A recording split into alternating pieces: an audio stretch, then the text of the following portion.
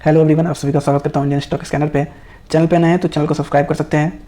तो देखिए दोस्तों, अभी एक स्टॉक काफ़ी हद तक चर्चा में देखा गया था जिसका कि नाम है IRFC। आज हम IRFC के बारे में चर्चा करेंगे। तो अभी हम एग्जिस्टिंग इसके प्राइस की बात करें 22 सितंबर के डेट में देखें तो यह 74 से ऊपर के लेवल पर देखने को मिला है और शेयर में काफ़ी हद तक उछाल देखने को मिला था।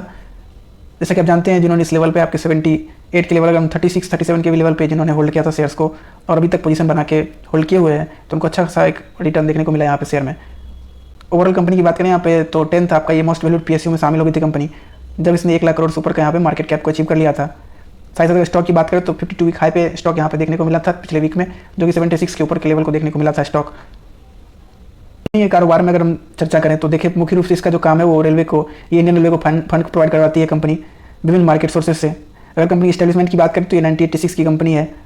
1986 में इसको स्टैब्लिश किया गया था, जिसका मुख्य रूप से योगदान देखें तो डोमेस्टिक ओवरसीज मार्केट से आपका फंड प्रोवाइड करवाना था रेलवेज के लिए।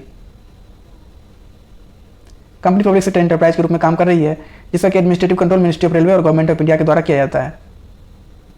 साथ ही साथ कंपनी रजिस्टर्ड है RBI के साथ, जो NBFC NDSI के रूप में, और NBFC IFC जो कि इंफ्रास्ट्रक्चर फाइनेंस कंपनी के रूप में होती है और कार्य करती है, उसमें भी RBI के साथ कंपनी रजिस्टर्ड है।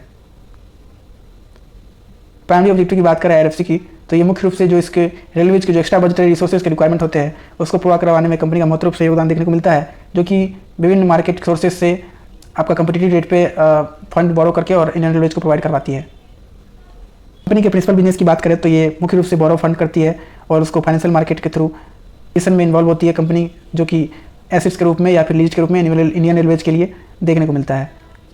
अगर हम प्रेजेंट में कुमुलेटिव फंडिंग की बात करें IRFC की, तो तकरीबन 5,04,000 करोड़ से ऊपर का ये कंपनी फंड प्रोवाइड करवा चुकी है इंडियन रेलवे को, जैसा कि आपका 31 मार्च 2022 तक का डेटा देखने को मिलता है। साथ ही साथ जो फंड इसके होते हैं उसका यूटिलाइजेशन होता है, जो एक्वायरिंग रोलिंग एसेट्स होते हैं रेलवेज के, जैसे कि आपका बिल्डिंग अप इंफ्रास्ट्रक्चर या फिर इस तरीके के जो भी कैपिटल एक्सपेंडिचर होते हैं रेलवेज के। और एग्जिस्टिंग में बात करें हम तो अभी तक ये फंड कर चुकी है 13,764 लोकोमोटिव्स को, साथ ही साथ 76,000 से ऊपर पैसेंजर कोचेज को फंड कर चुकी है और 2,65,000 से ऊपर वैगन्स को फंड कर चुकी है अभी तक IRFC, जो कि तकरीबन 75% टोटल जो रोलिंग स्टॉक होते हैं रेलवे के फ्लीट के, 25% से ऊपर रोलिंग स्टॉक होते हैं फ्लीट रेलवेज के, उसमें इन्वॉल्व है। अगर 2011-12 से बात करें तो इसने महत्वपूर्ण योगदान दिया है रेलवे को फंड प्रोवाइड करवाने में, जिसमें कि कई सारे प्रोजेक्ट इन्वॉल्व होते हैं। साथ ही साथ कंपनी फंड प्रोवाइड करती है RVNL को, रेलटेल को, KRCL, जी हाँ, कोंकण रेलवे कॉर्पोरेशन जो है उसके साथ साथ PRCL को भी फंड प्रोवाइड करती है कंपनी। अगर हम ओवरऑल बिजनेस को समझें तो आपके 3 बैकग्राउंड पर काम करती है। एक तो आपका लीजिंग बैकग्राउंड है, साथ ही साथ अगर नेक्स्ट की बात करें तो यहाँ पे लैंडिंग बैकग्राउंड है, और फिर अगर नेक्स्ट की बात करें तीसरे की तो यहाँ पे बोरिंग बैकग्राउंड है। तो ओवरऑल यहाँ पे लीजिंग, लैंडिंग, बोरिंग तीनों में कंपनी इन्वॉल्व है। अगर हम एग्जिस्टिंग में कंपनी के कुछ रूल्स को देखें तो यहाँ पे 30 साल के लिए प्रोवाइड करवा रही है, जो कि प्राइमरी कंपोनेंट के लिए तकरीबन 15 साल है और फिर सेकेंडरी पीरियड जो है वो तकरीबन 15 सालों का रखा गया है। साथ ही साथ कंपनी जो मॉडल पे काम करती है वो कॉस्ट प्लस लीज अरेंजमेंट की बात करती है कंपनी, जिस तरह की मिनिस्ट्री ऑफ रेलवेज के द्वारा एग्रीमेंट देखने को मिलता है, जो कि अप्रूव करती है कि नेट इंटरेस्ट मार्जिन जो है IRFC का वो अच्छा खासा यहाँ पे बना रहे। मिनिस्ट्री ऑफ रेलवे के द्वारा भी रेंट पे किया जाता है कंपनी को, जो कि आपका हाफ ईयरली बेसिस पे होता है, जिसमें कि लीजिंग प्राइसिंग आपका, जिसमें कि लीज प्राइस के अलावा आपका जो बहुत दोनों का इन्वॉल्वमेंट देखने को मिलता है, यहाँ पे प्रिंसिपल इंटरेस्ट दोनों का इन्वॉल्वमेंट देखने को मिलता है। अगर लर्निंग बैकग्राउंड की बात करें तो कंपनी का अच्छा खासा प्रेजेंस देखने को मिलता है RVNL में, कोंकण रेलवे, और साथ ही साथ जो भी रेलटेल कॉर्पोरेशन है और जो आपका PRCL है उसमें भी देखने को मिला है। यहाँ पे कंपनी के द्वारा लैंडिंग प्रोवाइड करवाया गया है। ओवरऑल बोरिंग मॉडल को देखें तो यहाँ पे ये जो लोएस्ट, जहाँ से भी इनको लोएस्ट प्राइसेस इंटरेस्ट चार्ज होते हैं, ये कंपनी वहाँ से फंड उठाती है और रेलवेज को प्रोवाइड करवाती है।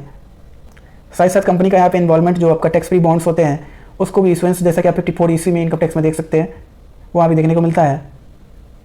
और ओवरऑल अगर इसके प्राइसिंग मॉडल को समझें हम तो इसका ये उद्देश्य होता है कि ये मिनिमम से मिनिमम प्राइस रेट पर यहाँ पे बोरो करती है, जो कि इंडियन रेलवेज को काफ़ी हद तक यहाँ पे कॉस्ट प्लस मार्जिन बेनिफिट यहाँ पे कंपनी को भी देखने को मिलता है, जिसके कारण से कंपनी यहाँ पे कॉस्ट प्लस मार्जिन अचीव करने में सक्सेसफुल हो पाती है।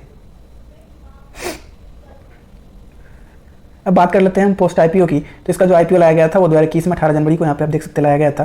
लिस्टिंग डेट आपका 29 जनवरी 2021 को रखा गया था, जो कि फेस वैल्यू 10 रुपये पे यहाँ पे रखा गया था शेयर का, और साथ ही साथ 25 रुपये 26 रुपये प्राइस बैंड यहाँ पे रखा गया था। तो अगर हम टोटल इशू साइज की बात करें तो यहाँ पे 178 करोड़ से ऊपर यहाँ पे शेयर देखने को मिला था, जो कि तकरीबन 4,600 करोड़ से ऊपर का यहाँ पे देखने को मिलता है टोटल इशू साइज, जिसमें कि फ्रेश इशू आपका 118 करोड़ से ऊपर यहाँ पे फ्रेश इशू था और 59 करोड़ से ऊपर यहाँ पे ऑफर फॉर सेल के रूप में देखने को मिला था। 5% रखे गए थे आपका QIB के लिए, और जो NIA थे आपके लिए, और NIA के लिए तकरीबन 21% से ऊपर यहाँ पे शेयर रखा गया था। रिटेल के लिए 49% और जो एम्प्लॉइज़ थे उनके लिए ऑफर किया गया था यहाँ पे 0.02% शेयर। और साथ साथ टोटल शेयर्स की बात करें तो यहाँ पे 124 करोड़ से ऊपर यहाँ पे शेयर्स देखने को मिलता है।